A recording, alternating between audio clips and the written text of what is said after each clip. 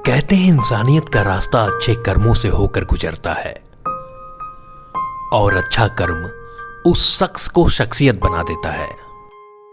ये अच्छा कर्म देश के संस्कार को दर्शाता है और जब भारतवर्ष का भविष्य इस संस्कार को आगे लेकर जाता है तो यकीनन ये शानदार होता है। लेकिन यह संस्कार माता पिता के गुणों पर ही आधारित होता है, जिसे जब एक बच्चा आत्मसात करता है तो वहां जन्म देने वाले माता पिता का कद गर्व से ऊंचा हो जाता है। जी हां, ये कहानी है ऐसे ही एक छोटे से बच्चे की जिसने इंसानियत की राह में 4 चांद लगा दिया। ये कहानी है एक ऐसे बच्चे की जिसने सबसे पहले एक इंसान की जिम्मेदारी को समझा।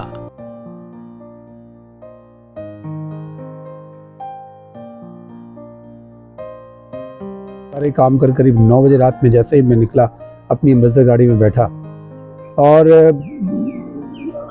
मैं कुछ अपने बैठते ही कुछ फाइलों में बिजी हो गया। कुछ चीज़ जितने मेल्स आए उनको चेक करने लगा और गाड़ी इंडिया गेट को क्रॉस करते हुए यूपीएससी से जैसे ही आगे बढ़ती अगले चौराहे पे मेरी बहुत हल्की सी निगाह जाती है एम्बेसडर के सामने एक अचानक ऑडी गाड़ी गलत दिशा से टर्न करके आती। मैं कुछ इशारा करता है, इससे पहले ही इतनी तेजी के साथ कोलिजन होता है, ऐसी भिड़ंत होती है कि वो विद इन मिनट में जो है पूरे एम्बेसडर के आगे का पैर हिस्सा चकना शुरू हो जाता है और मैं अपने सर पे खून ही खून देखता हूँ और ड्राइवर की तरफ देखता हूँ तो देखता हूँ कि अचानक वो उसका सर जो है वो उसकी स्टीयरिंग पे गिरा हुआ है और वो उससे मुंह से हल्के हल्के खून निकल रहे हैं।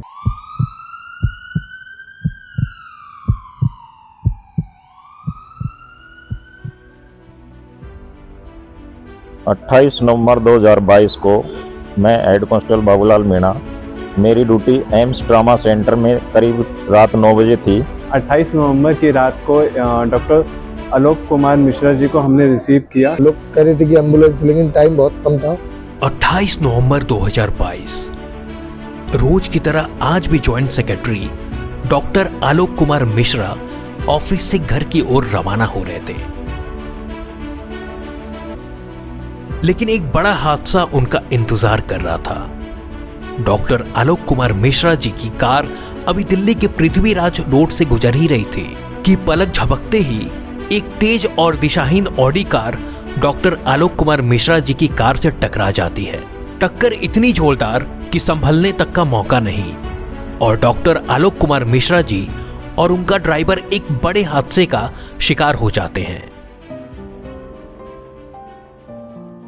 चारों तरफ लोगों की भीड़ लगी हुई गाड़ी की तरफ जो है, सैकड़ों लोग ठेचे हैं और बट कोई भी बाहर नहीं निकाल रहा है, कोई आदमी हिम्मत नहीं कर रहा। लोग कॉल कर रहे हैं कि पुलिस को या उसको और मैं देखता हूँ कि वो खून ही खून जो है और इतना गहरा घाव था कि वो जो एम्बेसडर में साइड के पिलर पर लगा हुआ छोटा फैन, उस फैन की जो मोटर की एक रॉड होती है, मोटर जिसमें होती है, वो रॉड मेरे सर में इस जगह घसी थी और पूरा लंबा करीब 6 से 7 इंची का पूरा ये गहरा घाव जो है उसके अंदर जाने से चारों तरफ खून आ रहे थे।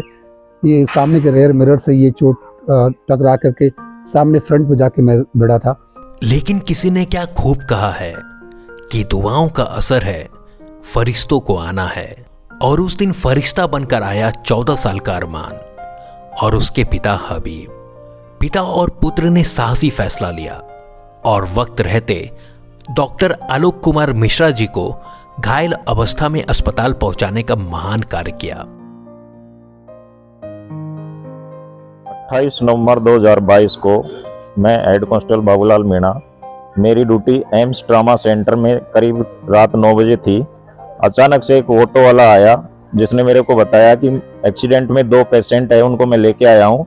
तो मैंने जाके तुरंत देखा तो उसमें एक बच्चा जो पेशेंट का सर पकड़ा हुआ था, काफी खून बह रहा था। बच्चा बहुत साहस के साथ, बहुत हिम्मत के साथ उसको रोक रहा था खून को, लेकिन रोक नहीं रहा था। मैंने तुरंत अपने हॉस्पिटल स्टाफ की मदद से उनको अंदर रेड जोन में दाखिल कराया, जहां पर डॉक्टर की टीम ने तुरंत उनको ट्रीटमेंट के लिए शुरू किया। बाद में हमें पता चला कि वो पेशेंट डॉक्टर आलोक मिश्रा जी थे।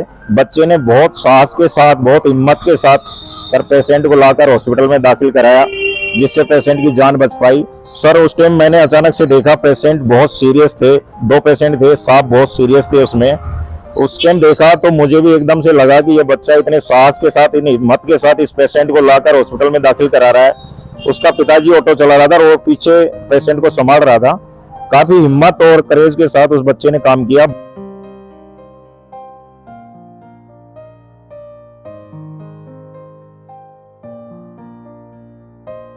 हॉस्पिटल से महीनों बाद निकल करके इस तरह बात जो है करना सोच नहीं पाता अगर वहाँ पर एक 14 साल का बच्चा मुझे समय पर ले जाकर हॉस्पिटल नहीं पहुँचाता। मैं और मेरे पापा एक सवारी लेकर के घर की तरफ आ रहे थे तो हम रेड लाइट पर खड़े हुए थे, सिग्नल हुआ नहीं था। फिर एकदम से हमने देखा एक्सीडेंट हुआ था, तो हमने देखा कि ज़्यादा खून आ रहा है।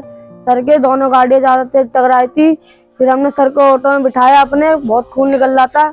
मैंने कहा आप घबराइए मत, मैं हूँ ना, हम चल रहे हॉस्पिटल।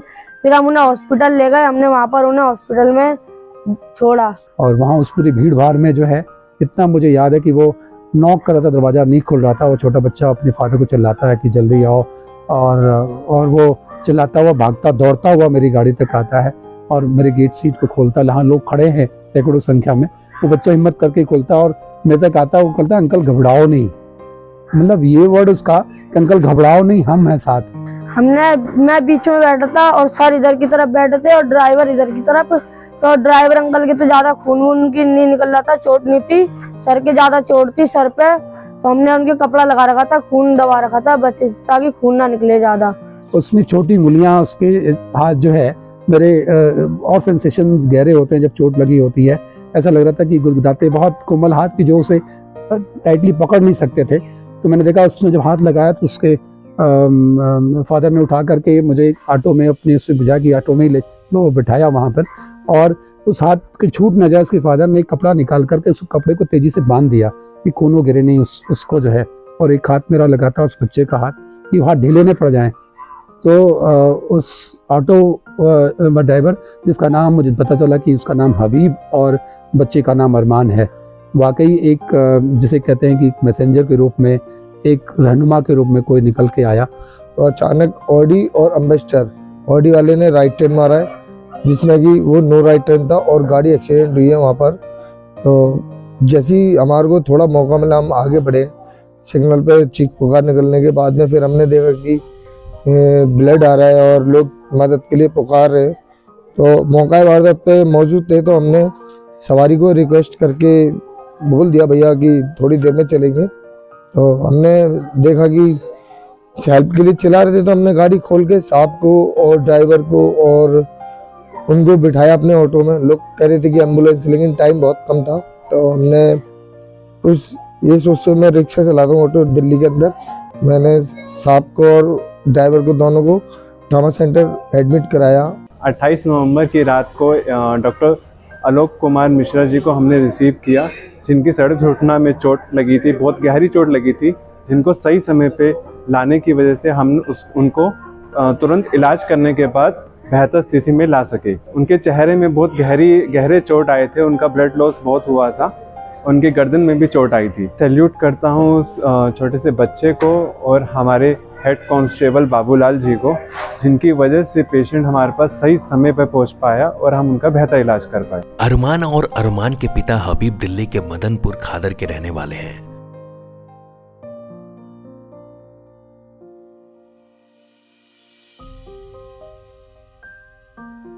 अरमान की सिर्फ एक छोटी बहन है, उसकी मां नहीं है। अरमान के पिता ऑटो रिक्शा चलाकर अपने परिवार का भरण पोषण करते हैं, लेकिन कौन जानता था कि दिल्ली के व्यस्त सड़क पर एक आम ऑटो रिक्शा वाला और उसका बेटा किसी के जिंदगी की उम्मीद बनकर उभरेगा। ये 14 साल का बच्चा अरमान और उसके पिता हबीब हमें इंसानियत की आसमान पर ले गए। उनका ये महान कार्य हमें ये बताया गया कि इंसानियत की राह सबसे अच्छी राह है। जो है ये गहरा धन्यवाद महसूस होता है कि ईश्वर का, अल्लाह का, कि वाकई जो है वो ऐसे में फरिश्ते भेज देते हैं, भगवान अल्लाह फरिश्ते भेजते हैं। वो फरिश्ते बन करके आया और मुझे हॉस्पिटल जो है वो बिना समय गवाए हुए 5-6 मिनट में उसने मुझे एम्स ट्रॉमा सेंटर पहुंचा दिया, जिसके कारण मेरी जान बच पाई। उसने नहीं पूछा कि आप हिंदू हो या मुसलमान हो।